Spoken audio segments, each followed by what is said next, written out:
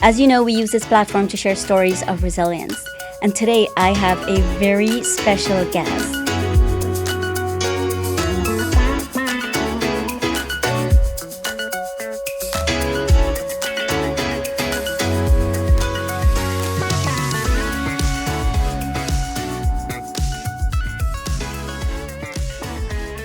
Hello, everybody. Welcome to the Sally Allen Podcast. I am so glad you're here. Thank you.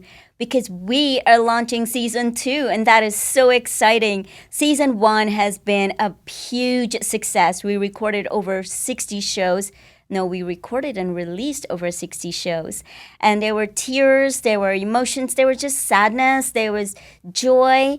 We laughed a lot. There was just so much going on season 1 that we decided that we're going to have a season 2. And season 2 is going to be incredible. So stay tuned. This is the first episode of season 2. And to start off season 2, I have a dear friend of mine. His name is Rich Schneider.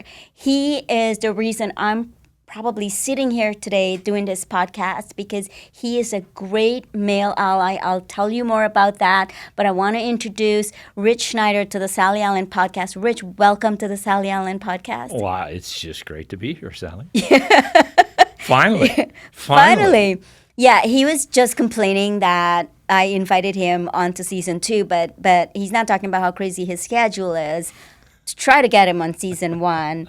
But welcome. I think Rich will add great insight on season 2, on this first show, regarding just work-life balance, being a male ally, and also what does it look like when you're coming to the end of that work-life cycle. And with that, I'm so excited to have him share about himself, what he's doing now. And Rich, tell us a little bit about you and what are you doing right now in your life? Right now, I'm still the Chief Product Officer for Light and Wonder, and that takes a lot of my time. And of course, there's my family, my daughter and my son, and my partner. And so, trying to spend as much quality time with them as possible, and then sort of navigating into this next transition in my life to working less and on to other things. Yeah. Like, I feel like we should end the show. That's like in a nutshell who you are. Done. That's it. Okay, it's a wrap. All right. Shut it down, Austin. Let's go. But I want to share, and this would probably embarrass him a little bit because he hates accolade, but I want to share, when I was talking about before, you're the reason why I'm sitting here. This was years ago, probably 10, 12 years ago. I was working with Rich, and he's always challenging people, right? So he's doing my review.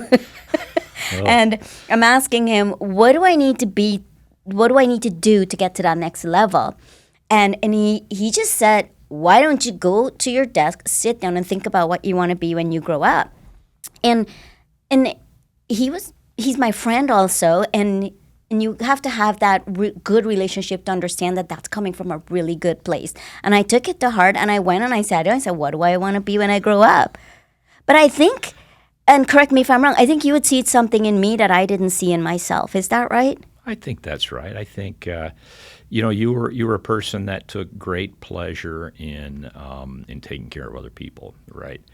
And you certainly took great care of me. You were my personal staff, virtually a personal assistant, virtually a chief of staff, and really made me a better person, a better employee, much more effective. But I could also see that you had in you, just because of all the charity work that you were doing, and you had this thing inside of you that sort of wasn't enough to just let me make sure this one person has got everything done. You know what I mean? There was much more in you than that, I felt. Yeah. See, I brought him on the show to give me more accolades. I'm just kidding. I'm just kidding. I wanted to bring out that, like, we weren't even talking so much about having male allies then, but you were just automatically a male ally to me, and that's what you've done with so many other women in the business, and that's what I saw. But I took to heart what you said, and I ran with it, and I realized I love helping people, just what you saw in me. You just wanted me to see that. And I went and I got certified to be a coach, and And this is what you do. You empower people. So you empowered me to go and we provided lunch for people to come to my training. That's right. That's right. You remember that? That's right. Yeah, I let you experiment on all my employees. Fortunately, you were good at what you were doing, and everybody showed up. Sally's class was the most popular development class we had at the company, right. And it ended up being great for you and them. You developed a lot of great young leaders there, actually. Yeah, because we didn't have anything at the time, but that's who you are. You're visionary. You see things that other people don't see, and you see a bigger picture, right? Not only was I being developed, but your team was being developed, and you don't. When you see big vision, you don't stop it. You're like, let's go with it, run with it, and I will provide food. People will come. Probably some crappy Subway sandwich or something. We did. I'm sure I really splurged on that. Everybody came for food, and I wanted to publicly thank you, because that's where my career started. Wow. That's the ground, the roots to all the people who came, and you. That's where it started, and I never stopped. Right. I kept running with it, and today that's what I'm doing. So I really wanted to share that story as I thought about it. Thank you so much. But there's something else I want to talk about. You're a great male ally, you're a great visionary, but you're also very humble in the sense that... Oh, come on. Keep going. So when I started... No, stop. So when I worked with Rich, we had this moment, and I don't know if you remember it. And I need to share this moment for any assistant who's listening to this, because when your boss empowers you, that's the greatest thing. I remember you were very busy because you had just gotten into the business. You were really busy. You didn't have headspace, and I needed your time. And I took an agenda into you, and I was like, let's go through this. And you grabbed my agenda, and you didn't let me speak. You marked up my agenda, and you gave it back to me, and I'm standing there, and I'm so mad. I remember that. Remember, I was so mad. I don't remember that specifically, but I do remember a lot of times you standing in front of my desk being extremely mad. So there were so many of those. But that was the first time I was so mad, and I actually stomped out of your office, and you called me back, and you said, did you just stomp out? Did you? And I said, no, what are you talking about? And you said, yes, you did. Close the door, sit down, and tell me what's happening. And I said, no, I'm very emotional right now, and I can't speak. And you said, close the door, take your time, sit down, and tell me what's going on.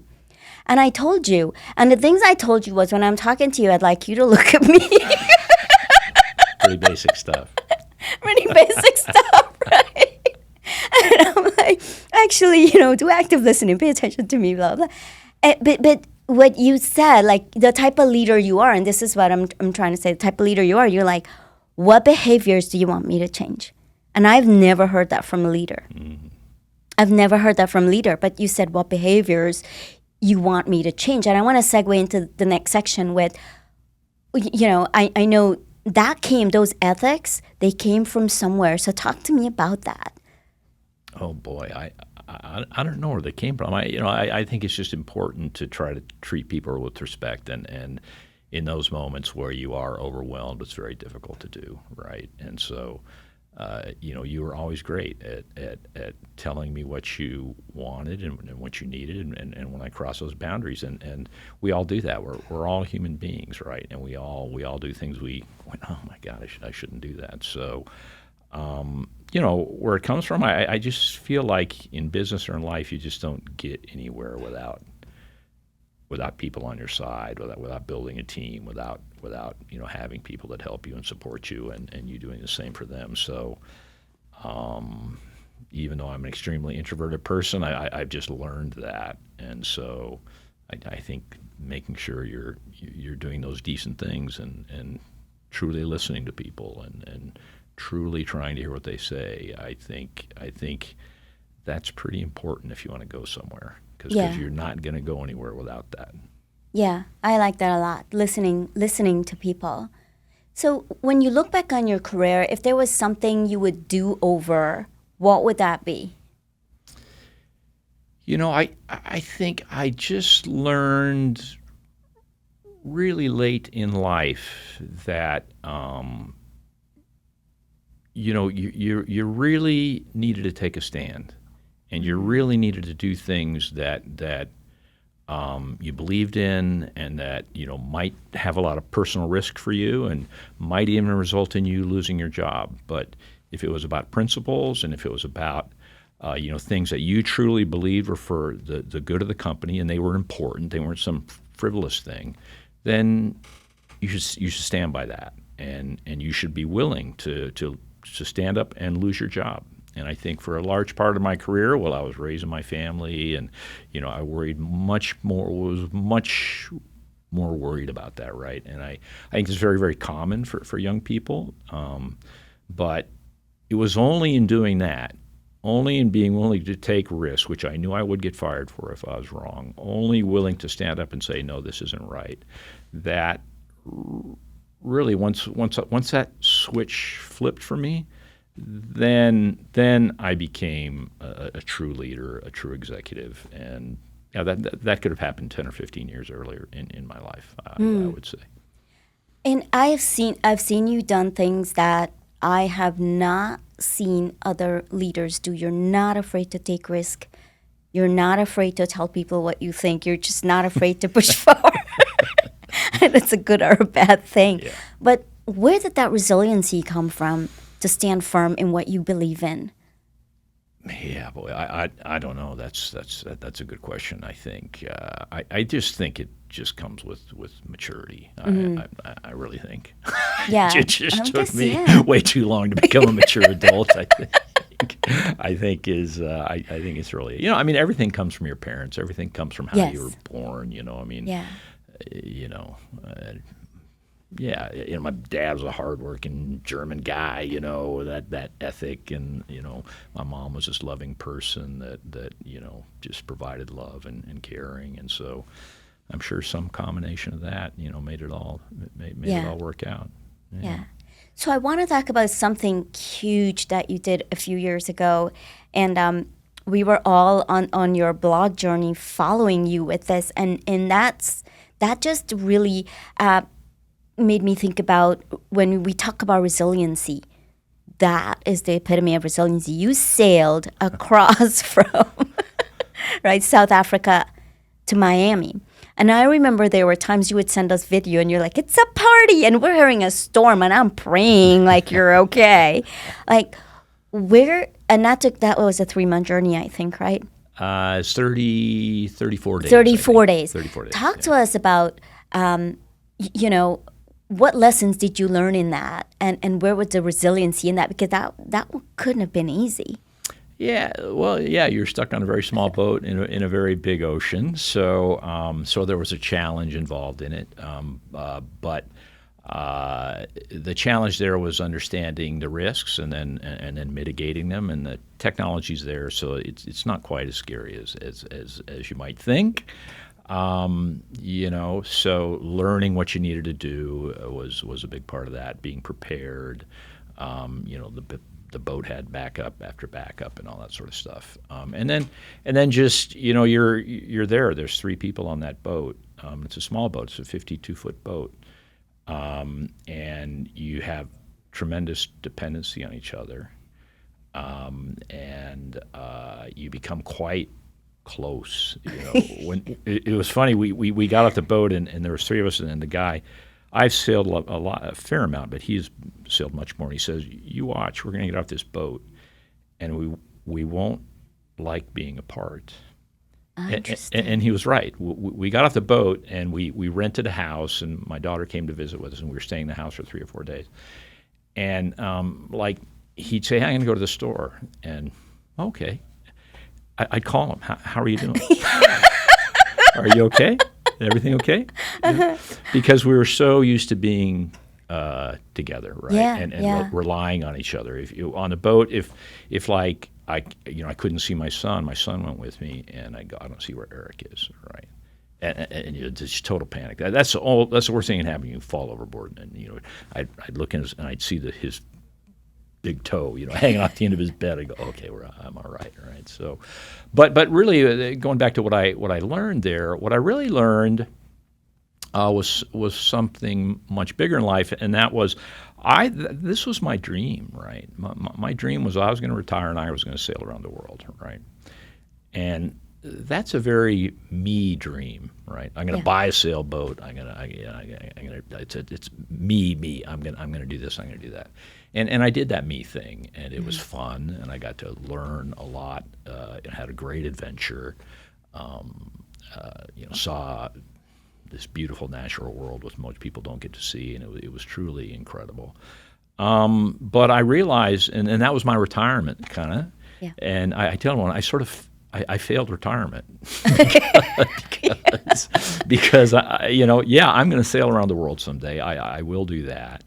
But I realized that, to be fulfilled, there probably needs to be more than just it's all about me and what I'm doing. So I think I missed work. I missed the relationships that I have in mentoring people and helping people.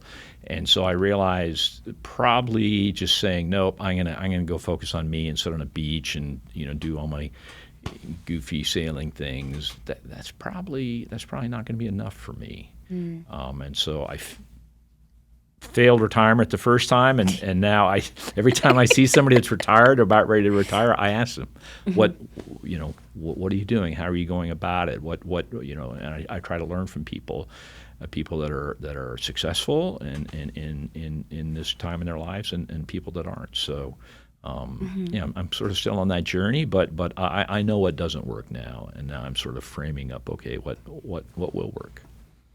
I think we were talking before we came in here, and one of the things we were talking about is that you found out that you need to live a purpose-driven life.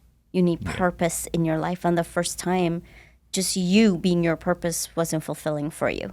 I think that's right. You spend so much, or I did anyway, just providing for my family, making sure that, growing my career, getting through college. I worked my way through college, did all that stuff. And, it is really focused on you and your family. Yeah. And I've been fortunate enough to really be successful and really have the means, all that's taken care of, right? Mm-hmm. Okay, so I don't have to focus on that anymore. So what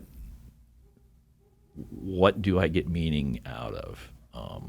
And with the rest of my life, which is I'm way past halfway. So so what can I do that's going to bring value and meaning and happiness and joy in my life? That's the big question. And unfortunately, I don't think any of us spend a lot of time thinking about that. So it's kind of fun to really stop and be purposeful in that sort of thinking. Yeah.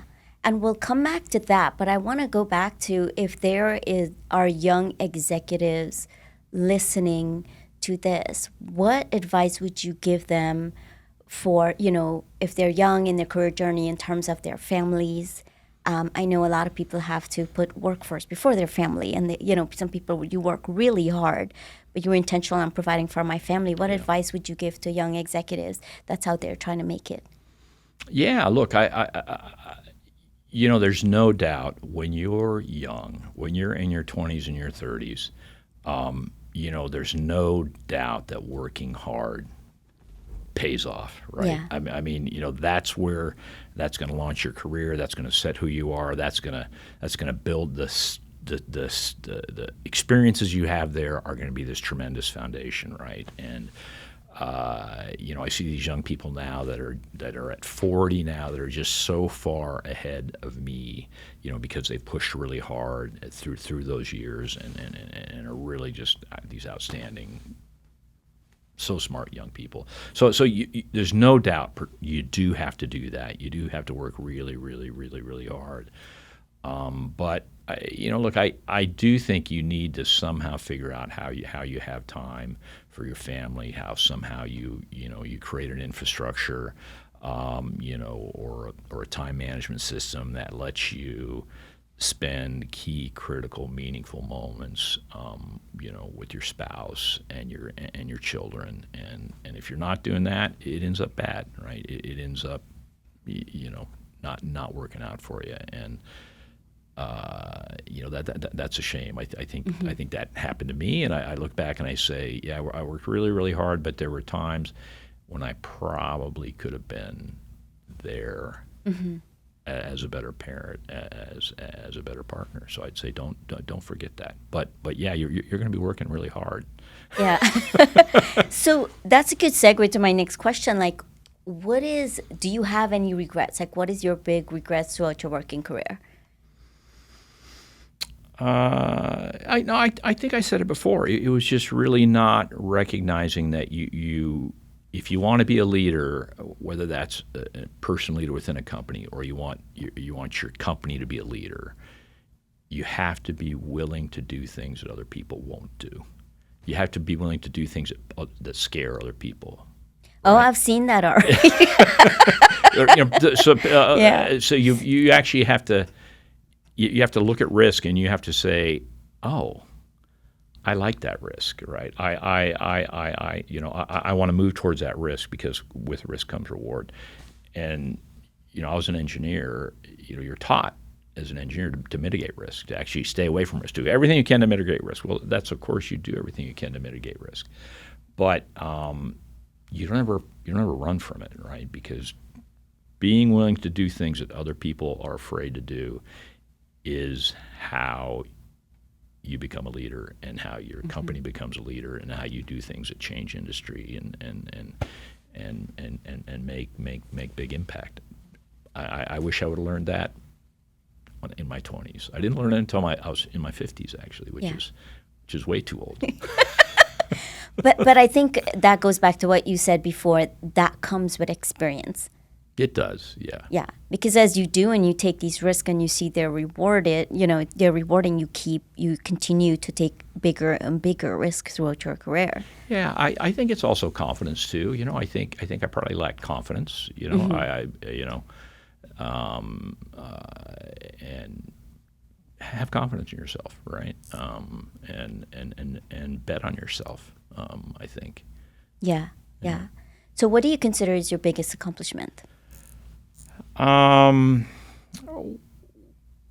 look, I think what we did at Aristocrat in those years took that company from, number 5 probably, to be the powerhouse that it is, which unfortunately I have to compete against every day.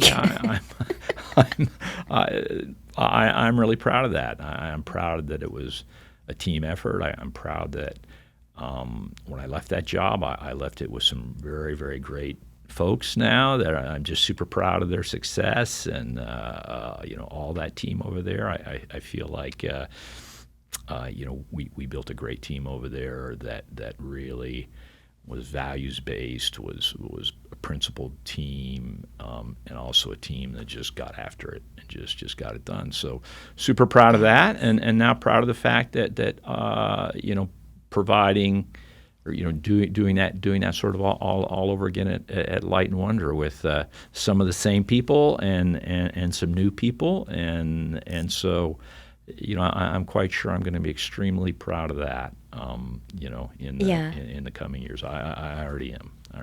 Yeah. So personally, what is your biggest accomplishment? Personally, well, my kids. Yeah. I mean. You know my kids. I mean, Eric and Allie. They're wonderful kids. I love them both. Yeah, they're amazing human beings. I'm like, how did you get that? How did you get that from this? Yeah, how did that happen? My God. Their mother obviously played a big role in that. But no, of course, I'm most proud of that. I'm glad you said that. There's something you did years ago, and you probably don't remember, but it stuck with me. Allie had sent you an email, and when you responded to her, you took off all of your title and everything from the bottom of the email.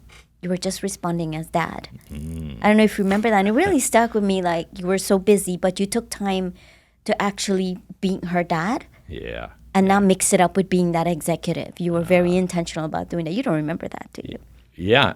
I'm surprised. Usually I would put it on so she would listen to me. You know, so. I don't think she would. Oh, yeah, you're right. You're right, yeah. I don't think she would. That's good. So I want to go back to what we were talking about and bring us back. We started talking about you living this purpose-driven life now, right? And you're getting to that life cycle where you're like, what do I do in this next phase of my life? And for anybody listening who's thinking about, I'm getting ready to retire. I failed the first time just like you did. How are you preparing for that now? Well, I think I think I'm really trying to spend time thinking about what makes me happy, or what. It sounds so goofy. What legacy do I want to leave? That sounds pretty highfalutin. That sounds sort of bullshitty, but no, it's not. It's true. Legacy is so important, right? Yeah. But I do think there's a piece of it. So I'm trying to figure out, okay, what are the elements of that are going to satisfy me, right? And I sort of stuck on this concept that doing something larger than yourself that affects people that you don't even know, that sounds like a really higher calling, right? That sounds like a sort of a highly evolved thing, right? I mean, I've taken care of myself. I'm quite happy. I have everything in the world I need. My children have everything in the world they need. And is now the rest of my life just trying to build up so we can get more things? No, I don't think it is. I think it's about thinking, okay, how can I spend my time? How can I use the skills that I have to help people that are probably less fortunate than me? So I don't know what that is yet. I struggle with the fact that I want to make a huge impact, because I just told you that, I want to jump to risk. I want to do scary things. I want to have, but I think, I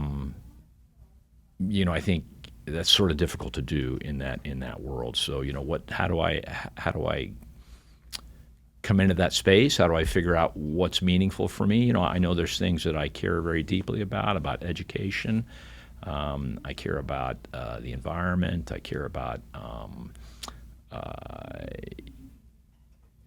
making sure that young people today have a chance. I feel as though young men in particular are pretty sort of isolated and out there in the world.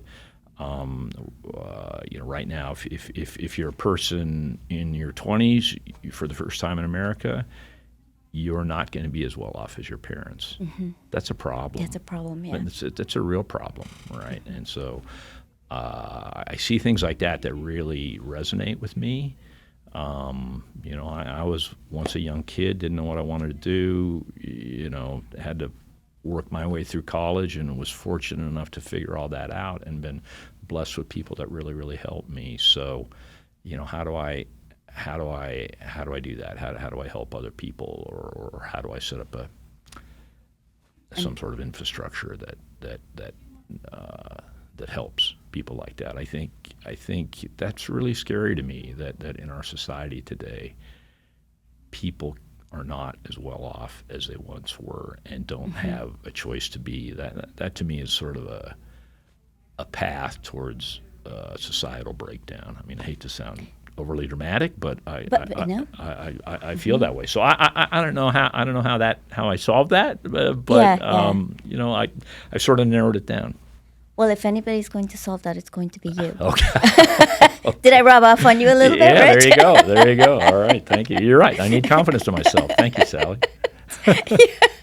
I'm glad that you're looking others focused right now in this season of your life, because I think for me, I've always been other-centric. You have been. Yeah. You've been an inspiration to me on that. I've just always admired you for that. And we always used to joke, well, as long as you're doing this for the both of us, Sally, I don't have to do any of that stuff. Yeah, I'm covering you, right? That's right. But now it's my turn. Now, yes, now and it's you my turn. know how excited I am about that. Hearing you talk about it, it really excites me. So tell us, what do you do for fun? Well, I still do have that sailboat. Yeah. So I go out on that sailboat with my family and my partner, and I have a new partner in my life. Oh, wait, talk to us about your new partner. Yeah, Who is your new partner? She's a wonderful lady. We met each other because we both love the out of doors. So mountain biking, backcountry skiing, all these sort of weird outdoor activities, and so we really sort of were attracted to each other because of that. And then it turns out she's also my congresswoman. Oh. So I tell her that, hey, I'm your constituent. You need to do what I say. That doesn't. I'm sure that doesn't go over well. No. Yeah. But I can try. But no, she's a congresswoman of the 3rd Congressional District of the state of Nevada, Susie Lee. So being exposed to this world of politics, which like probably most every other American, I've just thought all politicians are a bunch of people that aren't working hard and they're and I don't want to. But I've really learned something in becoming involved in her world that just the vast majority of politicians are people that really, really care deeply about our country and our society. And you have a couple of fringe people that like to scream and complain and cause